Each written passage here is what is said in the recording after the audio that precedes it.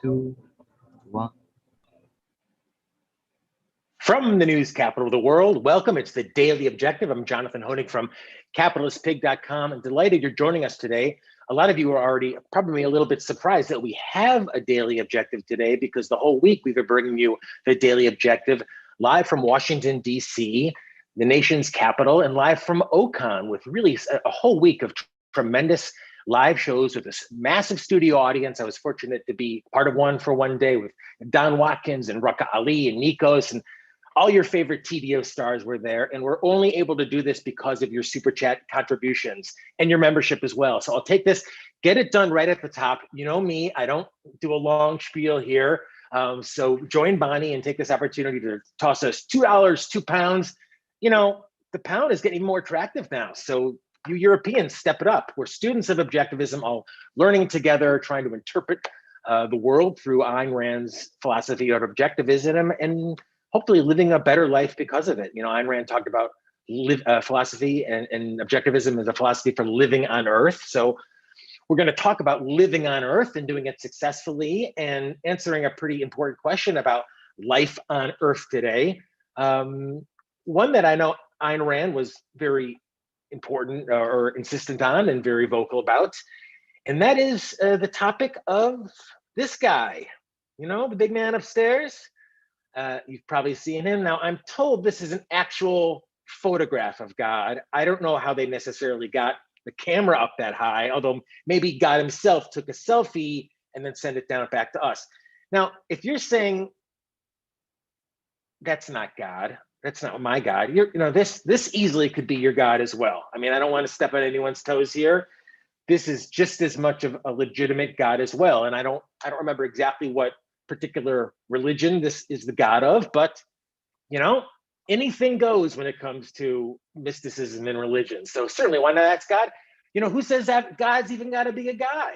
I mean, there's times in history, as I've understood from my extensive research of religion in the 50 minutes before the show this morning, there's actually been female gods as well. Of course, there's been black gods. That's pretty common. It's almost de rigueur now to have a black god.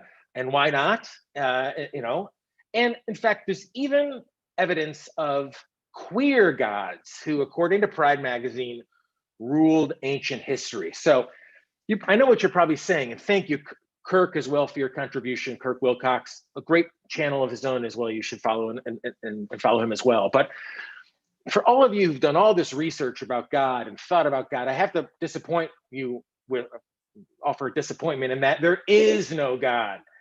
There is no God. There is no God. Quoting now from Miss Rand's speech in Atlas Shrugged, Galt's speech, God is that which no human mind can know, they say, and proceed to demand that you consider it knowledge. So think about that. It's something that you can't know, and they're going to say, no, this is knowledge.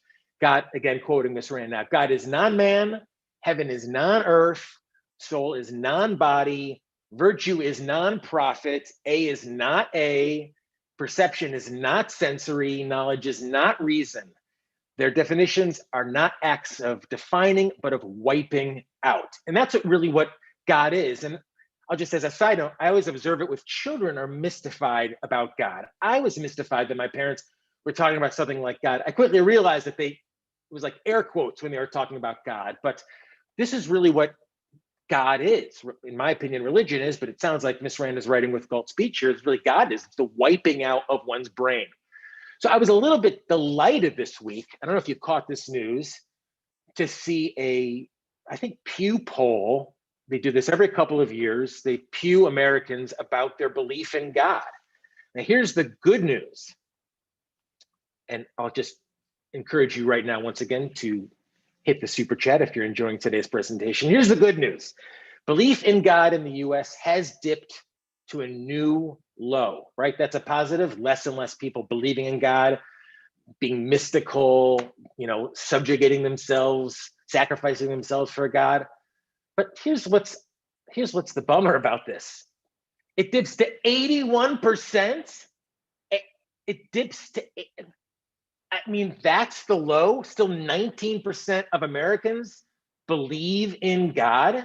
I mean, I was shocked. I was, as I said, delighted to see it was going down, but shocked to see that 81% of Americans still believe in God. And if you take a look at the trend, I'm a chartist, it's really not down that much in much of the 20th century and certainly into the 21st century. In 1944, 96% of Americans believed in God, and it was basically steady up until the 1980s. And only now, basically since 2010, has American belief in God begun to even crumble a little bit. And I was shocked to see how many Americans still believe in God, especially since, there seemed to have been a positive trend for a long time. This is a famous cover of Time magazine. A lot of you might remember, Is God Dead? This is going back to 1966. So this was already something that was out there, was a trend piece in 1966 for Time magazine about, God being dead, God being on the way out. As a side note, they repurposed this cover during the beginning of the Trump presidency for Is Truth Dead? But in 1966, they were asking, is God dead? And he wasn't in 1966, and he's not now. I mean, as I said, it's only about 5 or 10% fewer people who believed in God before this piece was written 50-something years ago. This, to me, was the most frightening about the primacy of consciousness versus the primacy of existence. 42% of Americans believe that God hears their prayers and intervenes. So 42% believe that they pray to God. Could have been any one of those. I mean, it's like your God could be Tom Selleck or something for all I care. I mean, you're praying to a God and he or she intervenes. 28% says that he hears prayers only.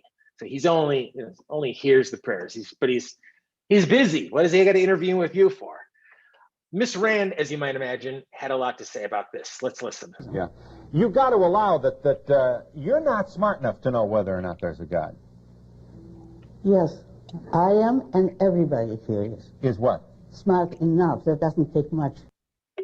I think it's such a great moment, because Donahue's great, but Donahue's like, of course, you don't have the science, and Miss Rand is so cool. Yes, I am smart enough, and so is everyone else here. It's just a great, great moment. She was smart enough to know. Yeah. You've got to allow. And I point you to a wonderful essay. I mean, the frightening part is that this belief in God, this mysticism, is such a part of American culture. And to Miss Rand's and Dr. Peikoff's point, this is a trend that began basically, if you listen to as it's told, at least as I understand it from Dr. Peikoff, in the 1980s. He wrote a wonderful article, which I recommend, called Religion versus America. It's republished in The Voice of Reason. And I'll quote a bit of it now. Quote, "Religious America is awakening, perhaps just in time for our country's sake," said Mr. Reagan in 1980. "In a struggle against totalitarian tyranny, traditional values based on religious morality are among our greatest strengths." So this was something that was coming in the 1980s, very explicit into politics. Congressman Jack Kemp saying, "Religious views lie at the heart of our political system." Or William Bennett, who was the Secretary of Education at the time, quoting him now through Dr. Peikoff, "Our values as a free people and the central values of the Judeo-Christian tradition are the flesh of the flesh and blood of the blood." So this belief in God that basically, in my mind, is unchecked through most of the 20th century, it's haunting us and continues to this day. Now, a lot of you might know, or some of you might know, that Miss Rand, as I understand it, supported or at least approved of Barry Goldwater's presidential run. I think that's 1968, if I'm getting my dates correct, although it could have been earlier, forgive me. She supported his run. In fact, she corresponded with him. And this is some terrific material that's on the Ayn Rand Institute website. And I've heard this story before. She kind of instructs him on conservatism and what he really means. He should identify it as free enterprise, etc. and I think I remember Dr. Peikoff's telling a story that she stopped, he used to say that the communists were atheistic communists, kind of stressing the fact that they were atheistic.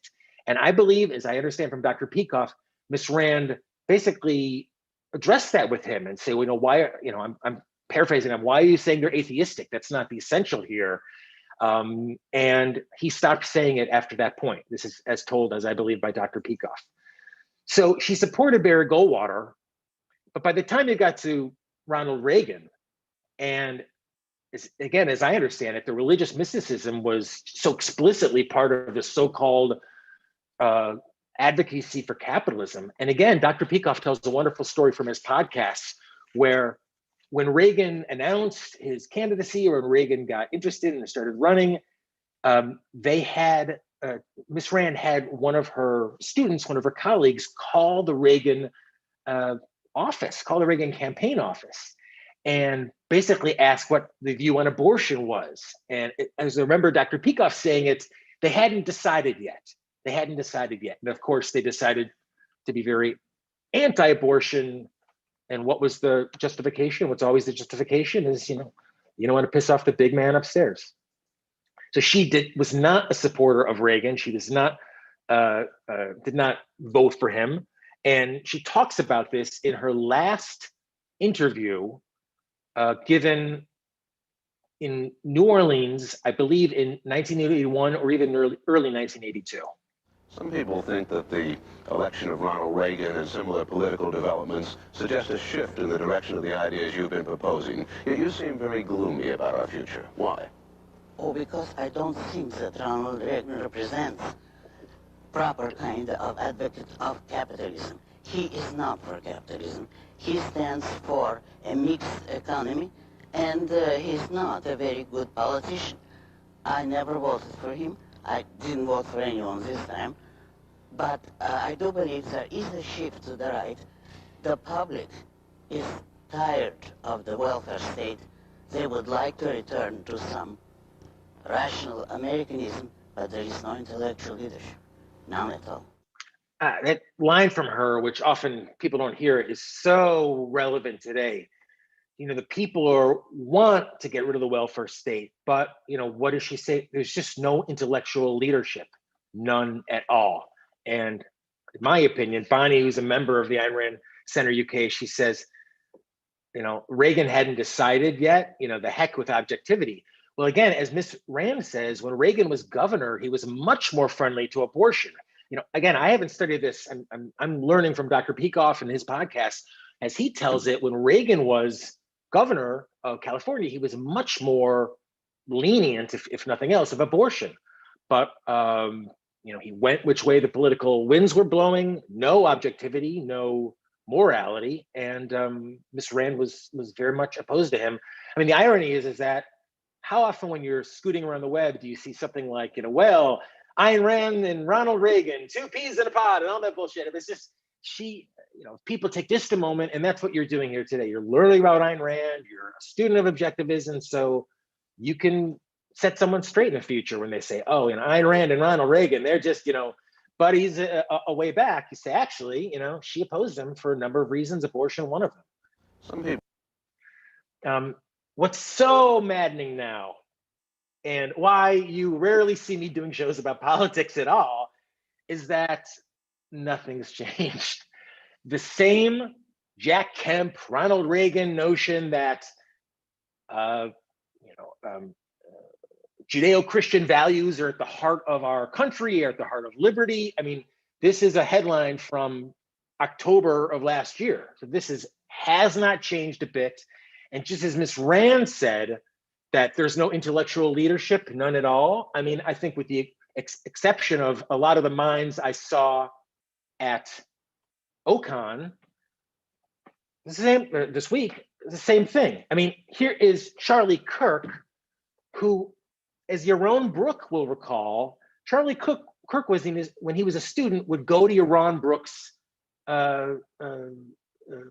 lectures. I mean, Charlie Kirk had a relationship, as I understand it, with Dr. Brook. He was supportive of Dr. Brook, and he do seem to go completely off this to me is the deep end. The headline, Charlie Kirk wants church and state mixed together, wrongly declares that our founding fathers believed in that. So, I mean, here's one of the leading voices. Charlie Kirk has a massive following. He's from Chicago. I've met him. I always thought he was kind of creepy, but whatever. I mean, he's doing his thing. He wants explicitly, and this is a very influential voice. And what's so maddening is it's the same bullshit that in my opinion, turned Miss Rand off from Ronald Reagan and the conservatives, which are supposed to be the voices of capitalism in this country. Here's Candace Owens, who, again, I mean, I'm paraphrasing Miss Rand here, but there's no intellectual leadership, none at all. Candace Owens is criticizing the brainwashing at U.S. schools. Of course, she's not calling for an abolition of public education. She just wants to have her sort of brainwashing. And she told the crowd that she has no current plans to run for office, but, gotta always throw this in, if she felt God wanted her to, she would. So she's just waiting around for God. We're all just waiting around for God.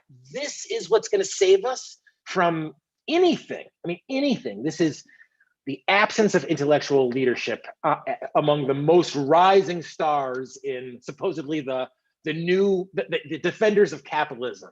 One second. This is an article from Fox Nation. From past to present, Fox Nation's Building on the American Heritage traces the history foundation of the US. Looking a little into the article, it discusses, quoting now, the program discusses the founding principles and Judeo-Christian values from which America was born. So belief in God, belief that faith, Judeo-Christian values, AKA faith, is at the heart of this country. I mean, I edited a whole book by Miss Rand illustrating just the opposite of that it's Aristotelian individualism and reason that it's the heart of America's fundamentals. But today's so-called conservative intellectual leadership, they don't see it at all. Now, I want to thank all of you for not donating so far on the Super Chat. I appreciate that because it's obvious to me that you're just kind of bundling it up now. It's going to be more like, you wait all day to have a good meal and then you have like a fogo de chao at the end, because besides a few from some of our most valued treasures, you got to throw us a few pounds, a few shekels, rupiah. If this is a value to you, don't be a freeloader. Every $2, every $3 helps Daniel, helps Razi, helps keep all this programming on the air, including live from Ocon. So throw us $2 or $3. I mean, you're throwing everyone else. Hulu doesn't give you this. Netflix doesn't give you this. So make it happen. Anyway, so this is the intellectual leadership now. Now, listen to Dr. Peikoff. He will also point out, I believe very correctly, that this notion that America is founded as this religious Judeo-Christian state is wrong. In Dr. Peikoff's lecture, Religion versus America, he points out that the founders were deists. Quoting Dr. Peikoff now, many of the founding fathers, of course, continue to believe in God and to do so sincerely, but it was a vestigial belief, a leftover from the past which no longer shaped the essence of their thinking. God, so to speak, had been kicked upstairs. He was regarded now as an aloof spectator who neither responds to prayer nor offers revelations nor demands emoliation. Isn't that interesting now? The founding fathers knew that God didn't respond to prayer, and yet you've got 40 or some percent of Americans who think that today that think he responds to prayer. This sort of viewpoint, again quoting Dr. Peikoff, known as deism, cannot properly speaking be classified as a religion. It set the stage in the atrophy of religion. It is the step between Christianity and outright atheism. And in fact, I think, he says it's been kicked upstairs. I think of it in a weird way like taming. I think of, Christianity, in many ways, Judaism has been kind of tamed, and some of the other religions like militant Islam obviously have not.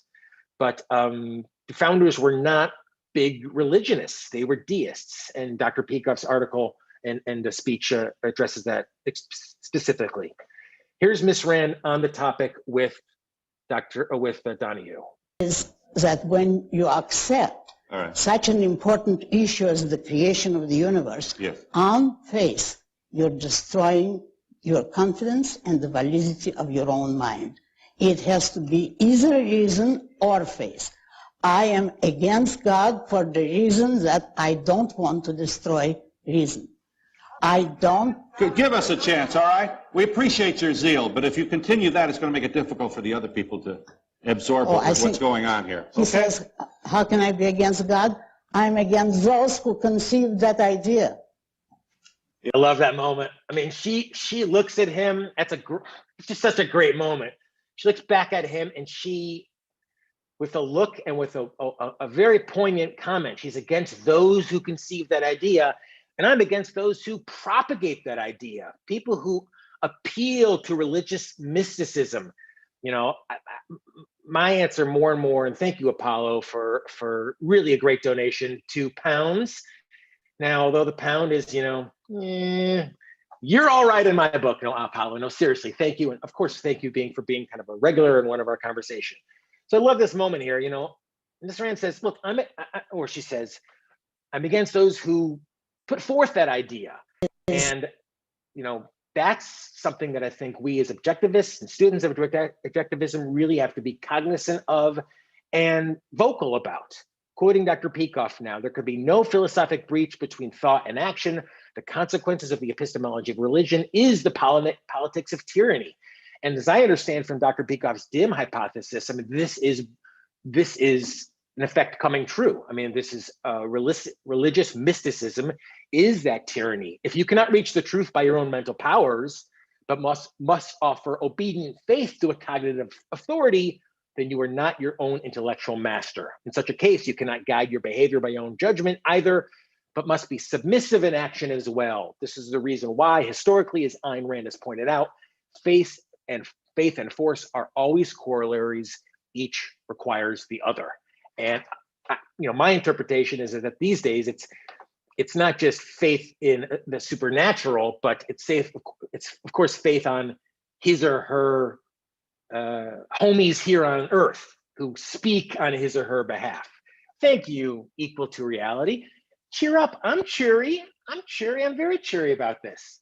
You know, but I am sick of seeing God even talked about anymore. You know, I want Tom Selleck to be just inserted. I mean, it's almost like that Family Guy where Peter talked about the Church of the Fonz. I mean, fuck not. Why not Church of the Fonz? I mean, there is no God. Why does this continue in this country? So thank you, Equal to Reality, and thanks for being a student of objectivism. Thank you, Mika, for your contribution. You guys are keeping this going. I mean, who else before Ayn Rand Center UK was producing this type of objectivist programming? I mean, you used to have to write away for tapes. You used to have to hope to see somebody who could even talk about this shit. So we're able to have this conversation. It's because of $2 at a time from Johnny Ruiz. Thank you, Johnny. Who's Johnny? I'm sure you've gotten that joke many times, but thank you all. You guys, true, you're keeping the lights going. You're keeping Razi going. He does not live high in the hog at all. He puts all this together in our shoestring. So thank you for being part of it.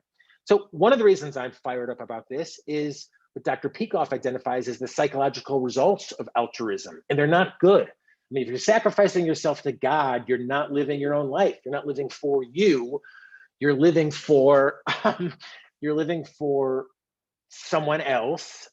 And it's that altruism. I think it's whether it's sacrificing yourself for God or for nature or for the greater good or for your brother's keeper. We'll talk about that in a moment. But here's Dr. Peikoff identifying, I mean, you have a lack of self-esteem.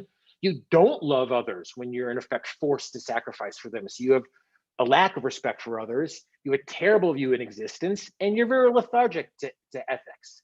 So because ethics is, you know, whatever God says it is at the moment. And I'll point out one to me too, in terms of how altruism plays out in politics, is this whole am I not my brother's keeper? I mean, I think the implication there is just like one day you're going to go in front of God. Any one of those could be the female God, could be the black God, the gay God, the long bearded God, any one of those.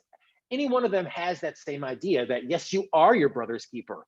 And that's why we get on both sides of the aisle. We've got Republicans who now want to have total ban on abortion.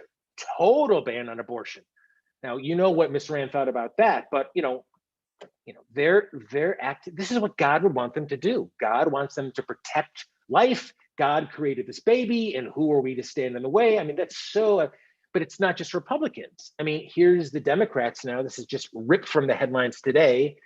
Democrats plan to raise taxes on wealthy to shore up Medicare. I mean, am I not my brother's keeper? God would want you to help these people. They're in need. You've got the money. They don't. So, God wants you to do that.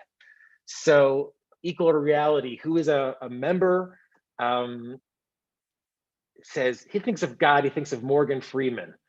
I mean, why not? It's, Morgan Freeman, it's like anyone who's approachable and nice on screen, I guess and not bad looking, I'd spend the rest of eternity with him. I mean, but there is that sense of God is some kind of a grandfatherly, kind man who's going to take care of you. And that's not only true, but I find that a lot of times people lose a cognitive cognition and let's just say knowledge as they get a little older, kind of deviating a little bit.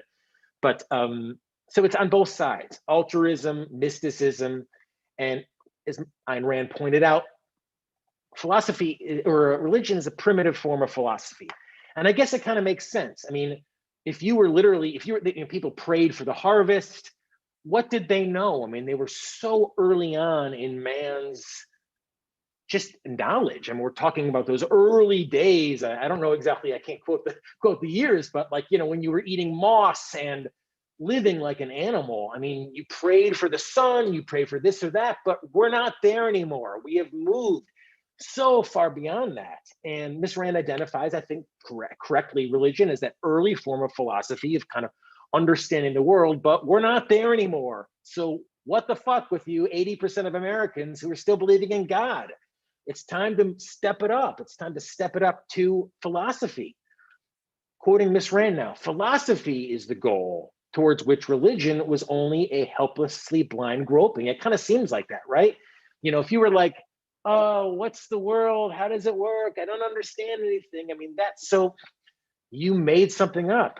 But again, quoting Miss Rand now, the grandeur, the reverence, the exalted purity, the austere dedication to the pursuit of truth, which are commonly associated with the religion, should probably belong to the field of philosophy. And I think that's so spot on. And all the time people spend, thinking about religion and how they can sacrifice and what God would want them to do, put it towards reason, put it towards selfishness, rational selfishness, live your life on this earth, trading with others, learning from others, benefiting from others, and not because you're going to get a high five from St. Augustine or St. Pat or whatever on your way in the door, because there is no door. What there is, however, is trade. And if you've been with us, you are getting something out of this. You could be watching anything else right now, but you are watching this and you're making us part of your media mix. And we really appreciate it. As I said, there was not too much objectivist programming before the Ayn Rand Center UK came along.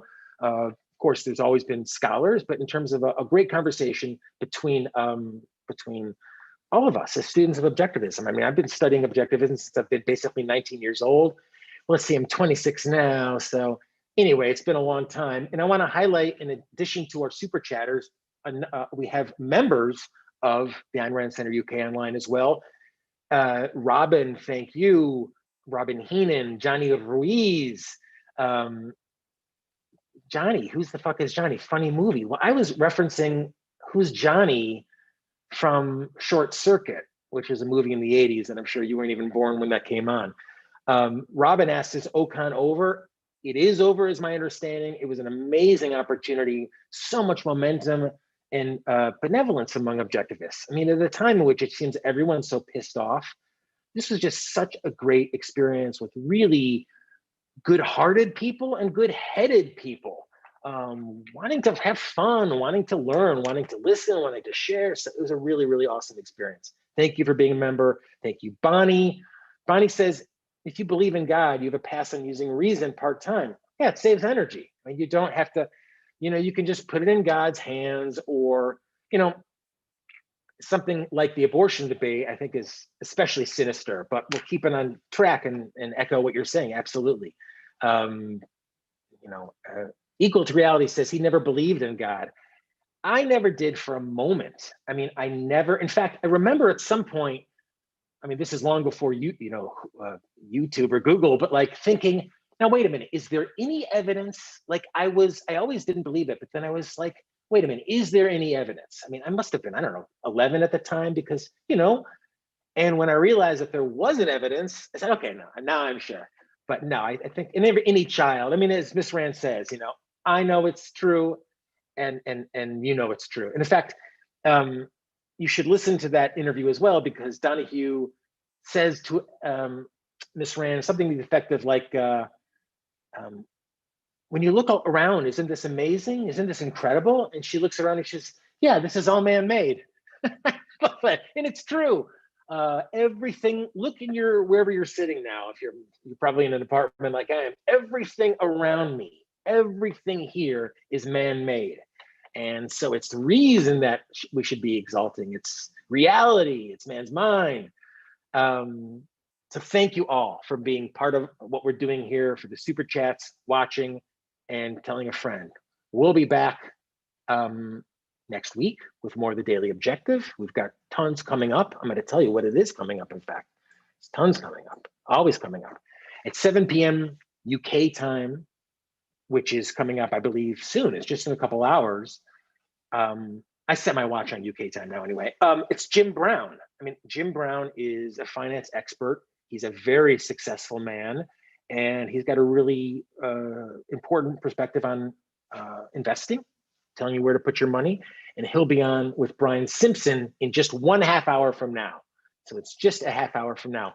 Wait, this watch is, oh, you know what? I got to wind it. It's a pocket watch, actually. Anyway, we'll see you in a half an hour for Jim Brown with the Finance Friday. And thank you for supporting all that we're doing here with the Ayn Rand Center UK. I'll tell a quick story. I was at Ocon, and a couple people came up to me and they said, oh, we love your show. We always love your show. And, I've been in this game for a number of years. So I said, oh, you see me on Fox Business, or, oh, you mean my radio show? And they say, no, your show on Ayn Rand Center UK. So that makes me delighted that you're getting a value out of this. We are too, but we need your support to do it. We'll see you Monday. And as always, best premises.